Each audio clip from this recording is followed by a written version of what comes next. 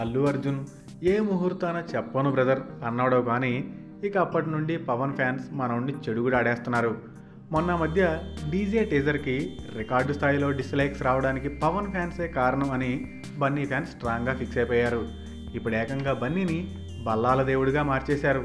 అది ఎలాగంటే మొన్న ఈ మధ్య ఓ ఇంటర్వ్యూలో బాహుబలి ఇంటర్వెల్ సీన్ని పవన్ క్రేజ్ని బేస్ చేసుకునే రాసుకున్నాను అని రైటర్ విజేంద్ర ప్రసాద్ అన్నారు.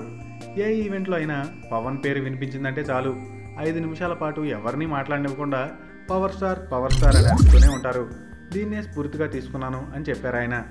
బాహుబలి ఇంటర్వెల్ సీన్లో జనాలు బాహుబలి అని అరుస్తూ ఉంటే బల్లాల దేవుడు అసూయతో రగిలిపోతూ ఉంటాడు. ఆ అసూయకు సంబంధించిన లింక్నే ఇప్పుడు బన్నీకి అంటగట్టారు. పవన్ క్రేజ్ చూసి ఓర్వలేకే జలసీతో చెప్పను బ్రదర్ అని బన్నీ అన్నాడని పీకే ఫ్యాన్స్ ఇప్పటికే మనోడి మీద కోపంగానే ఉన్నారు. ఇప్పుడు ఏకంగా బాహుబలి విలన్ బల్లాల దేవగా బన్నీని మార్చేసి మార్ఫింగ్ ఫోటోలు అవి తయారు చేసి ఇంటర్నెట్లో హల్చల్ చేస్తున్నారు.